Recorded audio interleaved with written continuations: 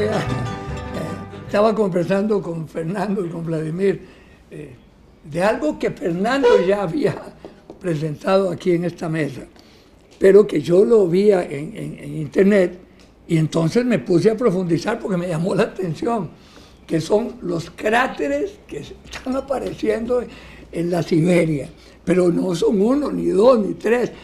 Hay una multiplicidad de cráteres y entonces hay científicos opinando sobre de qué se trata.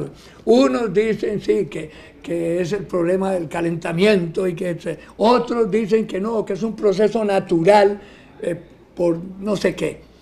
Pero en fin, está en el tapete el debate, porque de veras es algo rarísimo que no se conocía. Y como yo me acordé que vos lo habías planteado, y nosotros lo vimos muy superficialmente, donde lo encontré y vi la seriedad del asunto, dije, no, yo tengo que hablar con Fernando sobre eso. Es que sí. Y además la cantidad de cráteres no se asocia a cantidad de aerolitos o meteoritos que hubieran caído. No, en absoluto. No. Es que para que hubieran caído aerolitos que abrieran esos cráteres tendrían que haber sido muy grandes, ¿verdad? Una lluvia.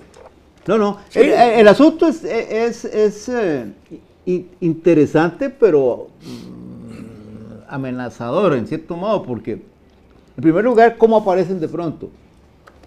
Y hay uno que es ya suficientemente antiguo para que se haya llenado de agua ya, y es un lago. Entonces, la cosa es que sería importante para todo el mundo, todo el planeta, saber qué está pasando. Porque hay la posibilidad... El mar de Aral no habrá sido producto de... Lo más Baikal. Es muy probable que en el mar de Siberia también se esté produciendo el fenómeno, sí, pero no se ha claro. observado porque no se ven los cráteres. Porque en el mar de Siberia se han visto burbujas enormes de metano. Eso lo dicen en el comentario, sí. Entonces, que salen así como si fuera volcánico, ¡bup! Sí, salen. ¡Bup! Pero, había un científico de la Universidad de Siberia que sobrevolando en helicóptero ahí comentó que era como ver un vaso en el que se ha echado una pastilla fluorescente. Y bueno, eso es algo que simplemente está ocurriendo y es imparable, pues, porque es la naturaleza la que se está dando el gusto. Pero desde el punto de vista tuyo, como científico, como químico, es decir, ¿cuáles son las dimensiones de eso, digamos? Bueno, que haya más gas de esa naturaleza, eso no tiene que ver nada con tampoco el deterioro de la atmósfera, ni con los huecos que se están haciendo, ni nada de eso. Sí. Vamos a ver, el asunto es en el lado alarmante de la cuestión, ¿verdad? Para decir, la peor visión contribuye a lo del hueco del ozono. Es que el metano, una tonelada de metano produce un efecto invernadero equivalente al de 90 toneladas de CO2. Claro, y además es explosivo. Bueno, ese es un aspecto colateral. Sí, claro. Si en el momento en que sale una burbuja de metano, ahí salta una chispa, y ahí hay una explosión. Sí, claro. Bueno, eso es otra cosa, pero el hecho es que está yéndose a la atmósfera. Y entonces ese es el problema. Cada tonelada de metano produce un efecto de unas 90 toneladas de CO2. Entonces, hay una evidencia geológica buena de que la peor extinción de especies que se puede registrar, porque puede haber habido otras antes, ocurrió hace 250 millones de años o algo así. Y acabó, por ejemplo, con el 90% de las especies de insectos, que ya para que algo acabe con los insectos es serio. Entonces, la causa fue una concentración de metano extraordinaria en el planeta. Y se cree que fue que fenómenos volcánicos lo hicieron salir. Porque el metano siempre estaba ahí. En este momento, en el Pacífico de Costa Rica, en el fondo, hay enormes cantidades de metano. Y se mantiene ahí por la presión y la temperatura. Pero partes más frías del planeta hay más concentración en la Tierra y en el océano. Y bueno, si hay algún fenómeno que genera la salida de ese metano, las cosas son serias. Ese es el extremo, digamos, superior del pesimismo, ¿verdad?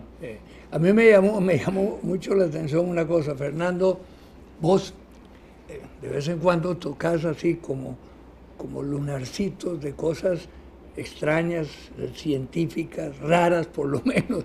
Y bueno, conversamos, pero pero después que yo llego y me doy cuenta de que sí son mucho más serias de lo que yo había pensado. Por ejemplo, otra cosa que citaste, interesantísima, que me la encontré también, lo de las sirenas. Ah, seguimos más. Bueno, sí, pues es que son cosas que las pasamos así, casi como las sirenas. Ahora, y que de veras, ahí profundiza, y son serias, y ponen fotografías, y ponen un montón de cosas. Te voy a contar hablando de sirenas, ¿te acuerdas que los españoles dicen que creían que los manatíes eran sirenas? Pues él he estado leyendo ahí, por propósito de un relato que yo estaba escribiendo. Quise saber de dónde salen las focas del Mediterráneo. Del Mediterráneo ha habido focas en cantidad, en el sur de España había, pero se ha ido extinguiendo, se llama la foca monje. Ajá. El Monacus Serán monacus. parientes de Luis Alberto. Pues fíjate vos. No, Luis Alberto, perdón el paréntesis. A mí se me antoja como la imagen de un Buda viviente. Lo único que habría que ponerlos en una mesa como esta, con una mantilla, rodeado de unas cuantas frutas y rodeado de un poco de mujeres. Es el Buda típico de Costa Rica. Buena gente. ¿Cómo se llama? Luis Alberto Monge Álvarez. Las siglas son LAMA, Lama. Sí, como un lama. Perfecto. Exactamente. Ahora volvamos a las mongas. Ahora volvamos a las ¿qué? A las focas. A las momias. ¿Sí? Focas monjes del Mediterráneo, que había desde las Islas Canarias hasta el fondo de Turquía. Hoy parece que el último reducto está en Turquía. Pero curiosamente, parece ser que se concentran estas que quedan, que ya son muy pocas, en una zona al frente de una ciudad portuaria pequeña, cerca de Esmirna, que ahora se llama Izmir porque es de Turquía, que se llama Fosa, con cedilla, pero en griego se llamaba Focaeia. Ajá. Y entonces a mí se me ocurrió que por ahí viene el nombre de foca, que en español se llama así, foca, en francés es foca. Bueno, entonces,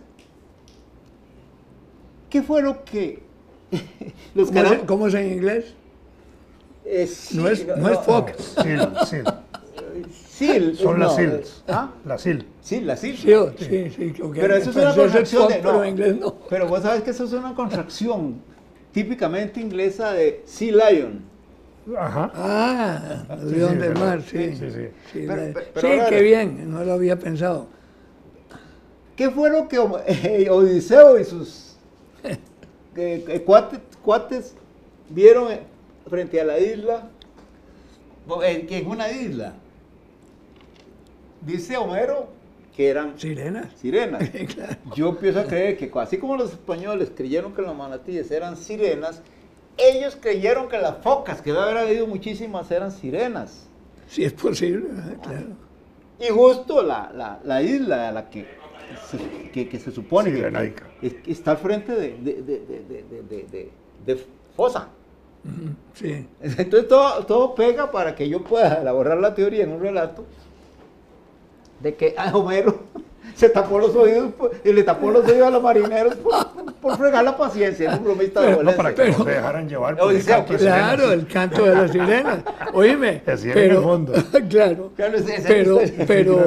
pero si mal no recuerdo, y a veces recuerdo mal muchas cosas. De paso, para ese relato deberías pensar en la posibilidad de oír el canto de las sirenas, o la forma como ellas de alguna manera se comunican, porque de pronto puede producir ese canto al que se referían en esas obras. Bueno, ahí voy a proponer que era que el Ministerio de Turismo de Turquía había puesto unos altoparlantes ¿Y la sirenaica? Y la sirenaica. Ajá. ¡Hombre! Sí, ¿Y la sí, sí. sirenaica? Ahí te pusieron. Pero es con C, Sirenaica es con C. Bueno, es un problema de fonético. Vamos a echarle ojo. Óyeme, pero es que, si mal no recuerdo, cuando vos hablaste la última vez, decías que habían hasta tomado fotografías. No, de eso esto. es Ah, cierto, bueno, eso es entonces yo me quedé, cuando veo que empiezan a hablar de las sirenas, y hay un científico que se refiere concretamente a eso. Sí, sí. Que entonces yo dije, no, hombre, tenía razón Fernando, esto no es paquete, de veras existen. No, fíjate que es una propuesta. Parte de nuestra evolución, venimos del mar. Sí, Es que, sí, claro. pero aquí sería al revés. ¿Ve qué va a decir? Seríamos sirenos, ¿verdad? Veo. Son un mamífero que habría regresado al mar. Esa es la propuesta ahí. Un mamífero Sí. cercano a nosotros. Al ser humano. Entonces, hay ejemplos. En los vegetales hay la mayoría de las algas verdes. Fueron vegetales que salieron de ahí. Onas es que se llaman, onas. ¿Cómo? Onas, Onas. las algas verdes. No me acuerdo. Sí, Onas. creo que se les dice onas. Y entonces, de pronto hubo un proceso de regreso. Y estos primates que dieron origen a ese fenómeno del que estamos hablando, que habrían dado origen, fueron primates que comenzaron a vivir por necesidad a orillas del mar, alimentándose de peces de aguas poco profundas. Y eso, los milloncitos de años que la naturaleza se toma para esas cosas, regresaron. Esa es la idea, está bastante bonita. A mí Con me las gusta bombas atómicas que se tiraban allá en la década del 40 y 50, y que en los atolones franceses y en eso devastaron totalmente. ¿Los qué, perdón? Atolones. Sí, digo, pero ¿quiénes se tiraron? Las bombas cuando hacían los Ah, sí, experimentos. claro, claro. Ahí provocaron más bien el fenómeno a la inversa, es decir, que había habitantes marítimos que salían a esas islillas a sobrevivir. Y me imagino que pudo haber provocado mutaciones, y unas bombas Sí, claro. de esa naturaleza, nucleares. no, claro, Y eso. entonces en un proceso más rápido evolutivamente los hacen salir del mar para sobrevivir. Sí, claro. Eso, hay una. Hablando de esas cosillas, que es que es muy interesante. porque Claro a que es veces interesante. Le tiran a uno. Yo la consuelos. primera vez, te confieso, lo juro paladinamente, lo tomé a la ligera y me dio risa y lo comenté en la casa. Pero me pongo a meterme en internet y mi nieto, me dice, "Pap, mire, vea tal cosa". Y digo, ¿cómo es esto? Hay bro? una foto Sí, muy unas buena. fotos que como en una realmente- ventana, así. Y dije yo, como que tenía razón Fernando, esto no es Ahora, jugando. yo no me persigno en la idea, pero me parece que hay que ponerle atención porque algo está pasando, ¿verdad? Algo está pasando, Ahora- algo está pasando. No, hay una. Ahora que hablabas hablamos de las mutaciones. Así digo, perdón. No, tranquilo. No, pero así un corte rapidísimo, que eso fue lo que contestó, ¿cómo se llama? Oscar Arias, cuando lo entrevistaron, que ¿por qué? ¿Qué le pasó al partido? Algo nos pasó. Esa fue la respuesta. Y me dio mucha risa, dice que algo está pasando. Sí. Sí. ¿Cuál es la teoría de las mutaciones? Porque hay mutaciones biológicas y las hay políticas. Bueno, Y las hay que- Políticas. no, Esas son las más frecuentes. bueno, por ahí Está va la bien. procesión. Es que, pues sabes que una cosa básica digamos, en los planteamientos sobre la evolución, yo no hablo de teorías, hipótesis, bueno, en general la evolución como se concibe modernamente, de lo que se trata es de que la naturaleza dice uno para decir algo, Para echarle la culpa a algo. después cada cual según sus creencias. Entonces, ha armado a lo largo de millones de años la capacidad de los seres vivos para sobrevivir. Porque si aparece una especie sin esas armas, no pasa de la primera generación. ¿Y cuáles son los estímulos fundamentales para que sobrevivan las especies? El hambre, la sed, el deseo sexual, digamos, porque si no, no se reproduce. Es decir, para hacer copias no hay una máquina fotocopiadora, es decir, hay que engendrar. Engendrar. Entonces, si no hay hambre, no se come y se muere el individuo. Y otros, digamos, en general esos son los estímulos básicos, entonces... El estímulo básico es el hombre, no el hambre. Pero después, bueno, claro. Pero después viene una cosa muy importante. Que no lo oigan, ¿verdad? Que no lo oigan 300 y pico de organizaciones de mujeres que hay en Costa Rica. Porque eso es como el huevo y la gallina, Sí, que sí, es primero. Lo que pasa Sin es que mujeres habría crianza.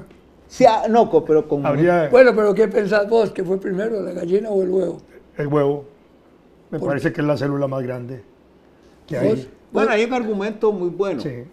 No, es que yo leí algo que es, definitivamente, es la- aseguran es que la el célula huevo más fue, grande. que El se huevo- produce por otras razones, y El es la huevo célula.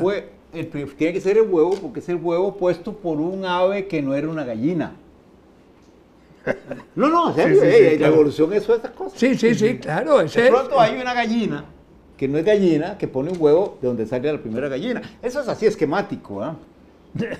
Sí, sí, sí. En cambio, no puede haber, lo que no puede haber es una gallina que nació del huevo puesto por ella misma. ¿Cómo? No, claro que no. Te la puse bien, ¿verdad? Las gallinas no son hermafroditas. Exactamente. Pero la partenogénesis es que ese es un punto que habría que dilucidar. Salvo, perdón, que la gallina, entre ese género, surgiera la especie andrógena también, que tuviera ambos sexos, y que fuera una bola gallinácea que daba vuelta. Y que Zeus la partió, entonces de un lado salió la gallina y del otro el gallo. Eso lo han inventado en el Parque de la Fuerza. Los andrógenos se pueden procrear. Sí, esa la es especie pregunta. andrógena, es famoso. No, sí, pues, Esa es la teoría de Platón, ¿verdad? Cuando habla en la ¿Cómo se llama esa flor gigante que es de una planta que es hermafrodita, acuática? Es que es perfectamente posible que una especie exista. el banquete. En el banquete es donde habla de eso. Y está hablando política. No. Está hablando de política. Volviendo a las mutaciones. Sí, sí. Entonces, hay una necesidad fundamental para la supervivencia, que es la convivencia. Pero para eso se requiere un paso evolutivo que tardaría mucho antes de que la especie se extinga. Es decir, lo que se plantea ahí es esto. La especie humana, que es la única especie que comparte lo que se llama la materia viva pensante Y hablante. tiene la capacidad de desarrollo científico y tecnológico que la va a aniquilar, porque para que pueda supervivir con eso tendría que desarrollar un sentido de la cooperación que no tiene instintivamente. ¿Un sentido de qué? De la cooperación, de Ajá. la convivencia. Sí, sí. Y entonces no habrá tiempo para que la naturaleza desarrolle el estímulo que haga que por instinto la especie humana colabore. Pero entre las distintas especies de la naturaleza se desarrollan niveles de cooperación entre ellas. Si uno ve felinos, por Sí, ejemplo, sí, se claro. cooperan. Claro. Si uno ve los monos, se cooperan. Sí, si pero- uno ve las aves, se cooperan. Pero no tienen que cooperar frente a un desarrollo tecnológico tan peligroso como el que tenemos nosotros. Bueno, porque nosotros sí hemos desarrollado el desarrollo peligroso, Exacto. pero sí se colaboran en el desarrollo no peligroso, de convivencia. Sí, sí, de hábitat, convivencia, de de sobrevivencia, alimentación. cuando hacen los nidos, cuando No, procrean, claro. cuando cuidan las pero parejas. fíjate que en ese nivel sí está genéticamente marcado. Mientras que nosotros no tenemos la marca genética que nos permita tener ametralladoras y no dispararlas para matar gente. Venga, para ¿Cómo es la...? Sí, sí. No, Sí, hay una pero marca genética. Tener ametralladoras, ¿para qué? Mejor no tenerla. Vamos a ver, Porque coger- tener ametralladoras y no dispararla para matar gente, disparar confites o algo. Es decir, no entiendo el No, ejemplo. no, justamente. Bueno, paremos. No, espérese un minuto, mija. No, Porque la ametralladora está sentada aquí. pero estamos hablando, yo dije ametralladora por no decir bombas nucleares. Sí, y no, yo te entendí, está bien. Además, Ya. el desarrollo industrial desmedido que nos tiene en peligro ecológico grave. Sí. Gravísimo. Bueno, por eso, vamos a ver, cuando hablas de cogerlo, hay pájaros que colaboran entre ellos para construir nidos. Un pájaro está construyendo un nido y los otros le ayudan. El caso de aquellos de los de Las Islandia. oropéndulas y todas, un montón. Eso es genético, eso es algo que se ha desarrollado a lo largo de suficiente tiempo para que ya esté genéticamente marcado. El oropendolito que nace, Sí, claro. ya lo tiene. Las hormigas, que hemos hablado tanto. Claro, en cambio, el Es enanito como que los perros haciendo cuevas, las perras haciendo cuevas para desarrollar sus crías. Sí, así es. Exacto, entonces ahora Bueno, tenemos resulta- que aterrizar, ¿verdad, mija?